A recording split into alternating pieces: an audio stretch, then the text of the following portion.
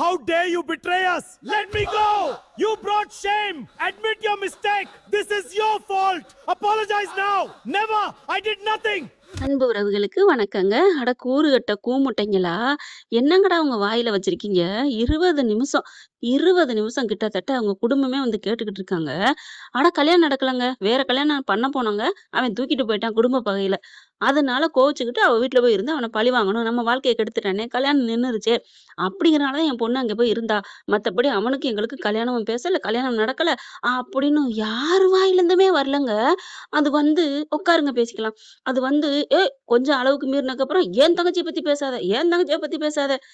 உன் வீட்டு கண்ணாடியாவே இருந்தாலும், போய் முன்னாடி நின்னா தான் உன் பிம்பம் தெரியும். தெரியுமா? தெரியாதா? அட சரவணா, பாண்டியா, கதிரு எல்லாமே அவிச்ச கூமுட்டையா இருக்கீங்களேடா! பாவம் அந்த அத்தை பையன் எப்படி பேந்த பேந்த முழிச்சான். அதே மாரி தான் இப்ப நம்ம ஆளும் பேந்த பேந்த முழிச்சுட்டு போறாரு. என்ன பொறுத்தவரைக்கும் மாப்பிள வீட்டு சைடுல வந்து கேட்டது வரைக்கும் நியாயம் தான், தப்பு இல்ல தான். கொஞ்சோன்னு பொறுமை காத்து, என்ன நடந்துச்சு? அவன் இப்படி சொன்னானே, அப்படி கேட்டுருக்கலாம். வந்தோனே தாம் தூம் தைய தக்கன்னு இவங்க ஆணா போட்டாங்கன்னா, இவங்க அதோட அக்கனாக்கு போய் நிப்பாட்டிட்டு, ஆய் ஊய் அப்படின்ட்டாங்க. 2 பேருமே சரியான புரிதல பண்ணிக்கல. ஏன்னா கதை வேணும்ல. அத போய் நம்ம என்ன சொல்றது?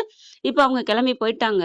போனதுக்கப்புறம் அப்படியே விடுவாங்களா என்ன நம்ம குடும்பங்க? அப்படியே செம்ம காண்டாகுதுங்க. டேய் பழனி பார்த்தா பழனியுமே பாருங்க, ஐயே எங்க அக்கா பிள்ளைய பத்தி அப்படிலாம் பேசாதீங்க. வாயில என்ன பண்ணிக்கிட்டு இருக்காங்க என்னன்னு தெரியல. மசன்னு வழுக்க மரத்துல ஏறுறாங்களா? சொல்ல வர்ற வார்த்தை அப்படியே வழுக்கிக்கிட்டே போகுது. இப்ப எல்லாம் கிளம்புதுங்க. "ஏய் பொத்தியோடி அவன" அப்படிங்கல. அப்பா அவன சும்மா விடக்கூடாது. கதிரு, ராஜ் எல்லாருமே கிளம்புதுங்க. சரவணன், செந்தில், டேய் அப்படின்னு அப்படி வராங்க பாரு கூப்பிட்டு, "டேய் வெளில வாடா" அப்படிங்கல. இந்தா ஆரம்பிச்சுட்டாங்க போல இருக்கே அப்படின்னு உள்ள இருந்து கேஷுவலா வர்ற மாரி, "ஏய் என்னடா?" அப்படின்னு வர, முத்துவேல்ல இருந்து எல்லாம் வந்து நிக்கிறாங்க. பொண்ணு குடுத்த சம்மந்தின்னு கொஞ்சம் கூட இவனுக்கு அக்கறை இல்ல. ஆனா முத்துவேலுக்கு அது இருக்கணும்ல. தம்பிய தட்டி வைக்கணும்ல. சும்மா லைட்டா பேசுறாரு அவ்வளவுதான். சிறகடிக்க அண்ணாமலை எப்படி, சும்மா இரு விஜயா அப்படிங்கிற மாரி தான் அவரும் இப்ப முத்துவேல் நடந்துக்கிறது. வெளில வந்த கையோட, டேய்ன்னு கேள்வி கேட்பாடே இல்ல. சும்மா வச்சு சக்கு சக்கு சக்கு சக்குன்னு அடிக்க, "டேய் என் மவன ஏன்டா அடிக்கிறீங்க?" அப்படின்னு முன்னாடி எப்படி அடிச்சுக்கிட்டாங்க. அதே மாரி அடிச்சுக்க முத்துவேலு கொஞ்சம் தள்ளி நின்னாலும் இருக்க முடியல. ஏன்னா அவருக்கு ஆபரேஷன் பண்ணிருக்கலையா? இப்ப வந்து, "என்னாச்சு விடுங்க. என்ன பாண்டியா, கோமதி என்ன? உன் தம்பி மவன் என்ன பண்ணியிருக்கான் தெரியுமா?" அப்படின்னு சொல்லிட்டு ஒரே சாறு பூருன்னு சண்டை நடக்க, புடிச்சு எப்படியோ மல்லு கட்டி இங்கிட்டு இங்கிட்டு முத்துவேல் கொஞ்சம், "அப்பா" அப்படின்னு சொன்னோனே கொஞ்சம் நிப்பாட்டுறாங்க. அதுக்கப்புறம் இங்கிட்டு எல்லாம் சரவணன் 3 பேத்தையுமே புடிச்சு இங்கிட்டு இழுத்துடுறாங்களா, இங்க குமார இந்த பக்கத்து லேடீஸ் ஃபுல்லா இழுக்குது, பொண்டாட்டியும் இழுக்குது. "ஐயோ! அவரு என்ன பண்ணாரு? ஏன் அடிக்கிறீங்க? அடிக்காதீங்க" அப்படின்னு 2 வார்த்தை பேசுது. இல்லைன்னா திட்டுவாங்கல்ல நாள பின்ன. ஆனா மனசுக்குள்ள, "உனக்கு வேணும்டி, என்ன பாடுபடுத்துன" அப்படிங்கிற மாரி தான் தோணும் சுடருக்கும். யாரா இருந்தாலுமே அப்படிதாங்க தோணும். என்னதான் இருந்தா அதாவது இன்னொருத்தங்க அடிச்சா கூட பரவால்ல, சொந்தக்காரங்க தானே, அதனால அடி வாங்கட்டும் அப்படின்னு நினைக்குது. இப்ப என்ன நடந்துச்சு அப்படிங்கல, "என்ன நடந்துச்சு?" அப்படின்னு முத்துவேல் கேட்க, "என்ன பண்ணி வச்சிருக்கான் தெரியுமா?" அப்படிங்கல. "அட என்ன பண்ணான்னு சொல்லுங்களேன்" அப்படிங்கல. குமாருக்கு புரிஞ்சு போகுது. மாப்பிள்ளை வீட்டுக்காரங்க சொல்லிட்டு போயிட்டாங்க போல இருக்கே அப்படின்ட்டு, என்ன மாப்பிள்ளை வீட்டுக்காரங்க வந்தாங்க. "என்ன பேசியிருக்கான் தெரியுமா?" "டேய் குமார் என்னடா பேசுன?" "என்னத்த நான் பேசினேன்? உண்மைய பேசினேன்" அப்படின்னு சொல்ல, அவன் வாயிலிருந்து கேளுங்க என்ன பண்ணி வச்சிருக்கான்னு.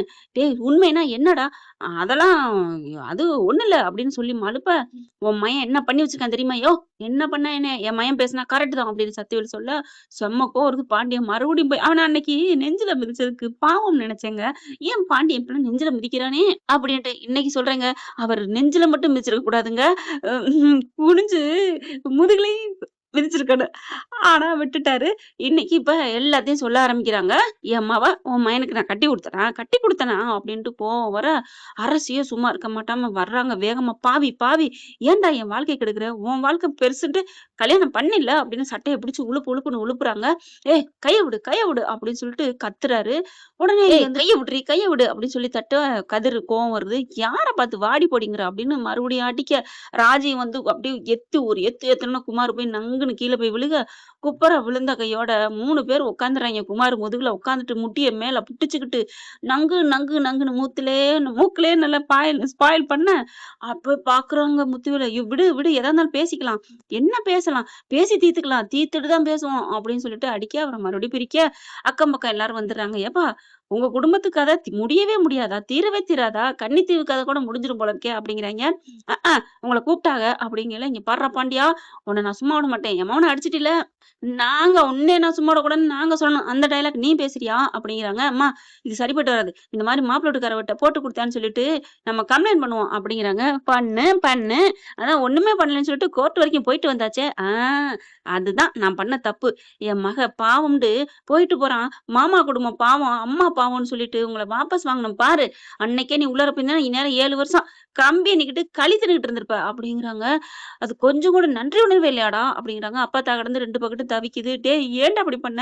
அந்த பிள்ளை பாவம் இல்லையா? கல்யாணம் ஆயிடுச்சுன்னு ஏன்டா சொன்ன? தாலி கட்டிட்டு வந்து இருந்தால்ல அப்படின்னு சக்திவேலு சொல்ல, ஆனா குமாரால இப்ப சொல்ல முடியல. ஏன்னா பஞ்சர் டிஞ்சரா இப்ப கிடக்குறாரு. ஐயா! அப்பா அப்படின்னுட்டு முத்துவேலும் கத்துறாரு. ஏன் உன் மவனுக்கு இம்புட்டு வேண்டாத வேலை? ஏன்டா குமாரு ஏன்டா அப்படி பண்ண? அந்த பிள்ளை பாட்டுக்கு கல்யாணம் பண்ணிட்டு நல்லபடியா போயிருக்குமேடா. பெரியப்பா என் வாழ்க்கைய கெடுத்தவங்கள நான் அப்படிதான் பண்ணுவேன். உன் வாழ்க்கைய யார்றா கெடுத்தது? ஆமா என்ன கட்டிக்க மாட்டேன்னு சொல்லிட்டால்ல. ஏன்டா உன்னை நம்பி வந்தவடா. அவள நீ அம்போன்னு விடணும்னு நினைச்சே பழகுனவன். அப்படி கீழ உனக்கு என்னடா வாழ்க்கை குடுக்கணும் அவ? அப்படிங்கிறாங்க. முடியாது. நான் அப்படிதான் பண்ணுவேன். என்ன வேணா பண்ணிக்கங்க அப்படின்னு சொன்னோனே கோவம் வருது பாருங்க.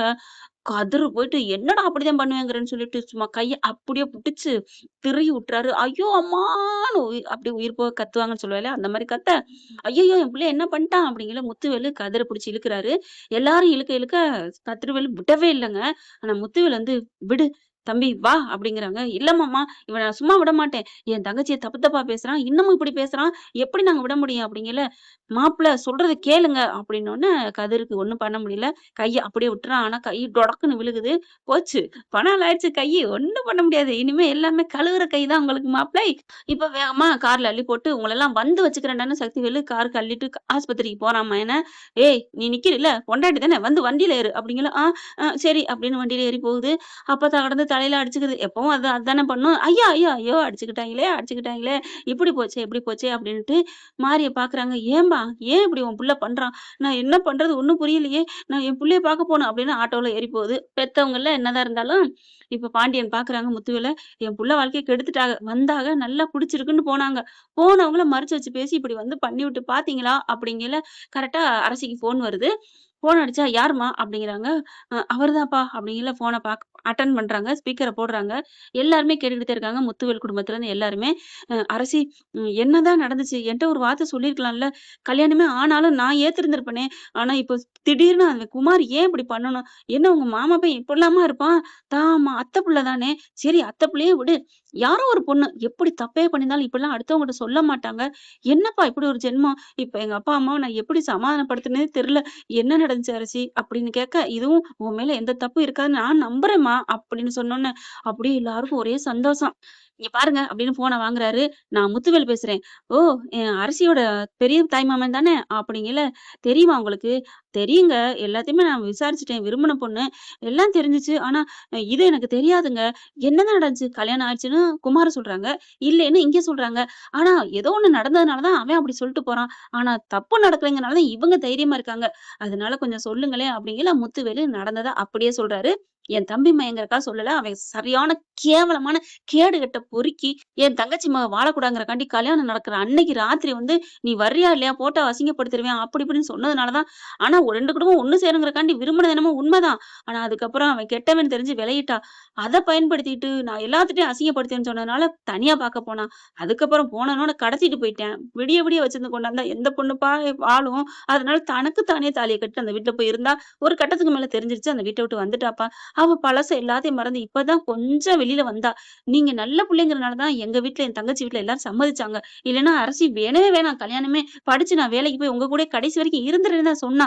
இப்ப புரிஞ்சுக்கிறீங்களாப்பா அவளோட மனச? ஐயோ நான் அரசியை பத்தி நான் ஒரு தப்பும் சொல்லல. என்கிட்ட சொல்லியிருந்தா நான் அவங்ககிட்ட சொல்லியிருப்பேன். எங்க அப்பா அம்மா சொன்னா நம்பியிருப்பாங்க. இப்ப கூட என்ன சொல்றாங்க? ஏப்பா அவங்க சொல்லல ஏன் சொல்லல அப்படிதான் கேக்குறாங்க அப்படின்னு சொல்ல. இப்ப சொல்லிட்டோம்ல புரிஞ்சுச்சா அப்படிங்கிறாங்க. மாப்பிள்ள நாங்க சொல்லத்தான் வந்தோம் அப்படின்னு கதிர் சரவணன் எல்லாரும் சொல்ல. அதான் நீங்க ஏதோ சொல்ல உள்ள வந்தீங்க? அதுக்குள்ள நீங்க ஃபோன் வந்து போயிட்டீங்களே மாப்ள அப்படிங்கிறாங்க. சரி இருங்க கொஞ்சம் பொறுமையா இருங்க. என்னைக்கு இருந்தாலும் சரி அரசி தான் என் பொண்டாட்டி. அரசிகிட்ட தைரியமா இருக்க சொல்லுங்க மாமா ப்ளீஸ். நான் எங்க அப்பா, அம்மாவ நான் எப்படியாவது பேசிறேன். அவங்க நான் சொன்னா கேட்பாங்க. தயவு செஞ்சு நீங்க எதுவும் ஆயிக்காதீங்க. ஆமா இப்ப என்ன? உங்க மாமா இருக்காரு என்ன? அப்படிங்கிறதான் இங்க நடந்தத சொல்றாங்க. அவன கைய புடிச்சு ஒடிச்சுட்டு ஆஸ்பத்திரிக்கு தூக்கிட்டு போயிட்டாங்கன்னு.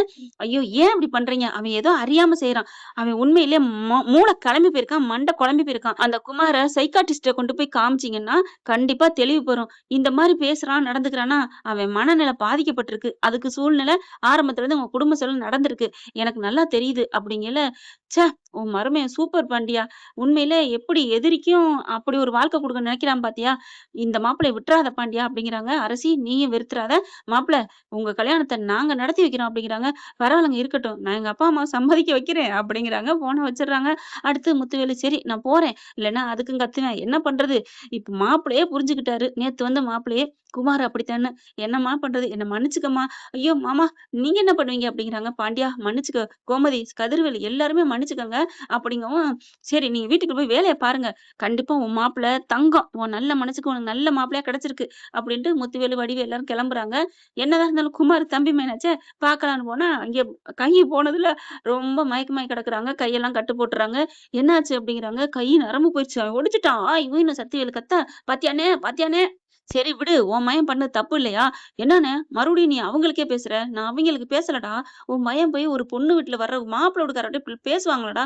எந்த உலகத்திலயும் ஒரு நல்ல மனுஷன் பேச மாட்டான்டா அப்படிங்கிறாங்க. அப்போ என் மகன் கெட்டவங்கிறியா? ஆமா. இதுல என்ன நான் தனியா வர சொல்லணுமா? அப்படின்னு சொல்லிட்டு சண்டை போடுறாங்க.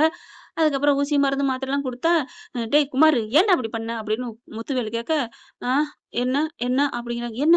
ஒரு மாதிரியா இருக்கான்." ஏன்னா அவங்க விழுந்ததுல கொஞ்சம் அதிர்ச்சி, கை போனதுல ஒரு அதிர்ச்சி. பேச்சே வரல. என்ன? என்னங்கிறத தவிர, என்ன? என்ன?" அப்படிங்கிறது தான் சொல்றான். அதுக்கப்புறம் வீட்டுக்கு டிஸ்சார்ஜ் ஆகி வந்துர்றா. கார விட்டு இறங்கி வரையில பார்க்குறாய்ங்க. டேய்ன்னு எகுற போயில, "நில்லுப்பா! விடு. வேணாம். போ வேணாம்." அப்படின்னு தடுக்குறாங்க. இப்ப குமார் பார்த்தீங்கன்னா, அங்க நிக்கையில ஒரு சாம்பிளுக்கு ஆரத்தி எடுக்குறாங்க. "என்ன? என்ன?" அப்படிங்கிறாங்க. "டேய் குமாரு, கெட்டதெல்லாம் இனிமே தூக்கி போட்றா. நல்லது என்னடா?" அப்படிங்கலையும், "என்ன? என்ன?" அப்படின்ட்டு ஒரு மாதிரியா பேசுறத பார்க்குறாங்க. என்ன இப்படி ஆயிட்டான்?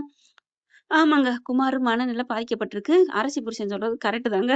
என்னடா அரசி புருஷன் சொல்றேன்னு கேட்கிறீங்களா? அப்படித்தாங்க முடிவு பண்ணியாச்சு. எப்ப அவரு முன்னாடி வந்தாரோ, ஃபர்ஸ்ட் நாள் பார்த்து கடையில போய் பேசி எல்லாத்தையும் போட்டாரோ, அப்பவே தெரிஞ்சு போச்சு. அவர் தான் பாண்டியன் குடுத்து மருமகன்ட்டு. ஆமாங்க. அப்புறம் எத்தன பேர் தாங்க அரசிக்குன்னு வருவாய்ங்க. இவரையும் கழட்டி விட்டு இன்னொரு மாப்பிள்ளையா? பாவம் இல்லையா அந்த பிள்ளை மனசு. இப்பவும் இந்த பிள்ளையும் இந்த ஆளையும் ஏத்துக்க ஆரம்பிச்சுருச்சு. மாப்பிள தான் அப்படின்னு. பாவம் தானங்க. அதனால தான் சொல்றேன். அவரு அவங்க அப்பா, அம்மாவ கண்டிப்பா குணப்படுத்தி, அதாவது சரி பண்ணி கூட்டிட்டு வருவாரு அப்படின்னு நம்புவோம். இப்ப இந்த குமாருக்கு என்ன பண்றது? இப்படி போனது நல்லதா? இல்ல பாவம் குணமாகட்டும் அப்படின்னு நீங்க நினைக்கிறீங்களா? அப்படின்னு கமெண்ட் பாக்ஸ்ல என்னன்னு சொல்லிருங்க ஃப்ரெண்ட்ஸ். இந்த பதிவு உங்களுக்கு பிடிச்சிருந்துச்சுன்னா, உங்க பொண்ணான கையால ஒரு லைக்க போட்டு சப்ஸ்கிரைப் பண்ணி ஆதரவு குடுங்க அன்பு உறவுகளே. இப்படிலாம் போனா நல்லா தான் இருக்கும். இது நம்மளோட கற்பனை கதை தான் ஃப்ரெண்ட்ஸ். Thank you.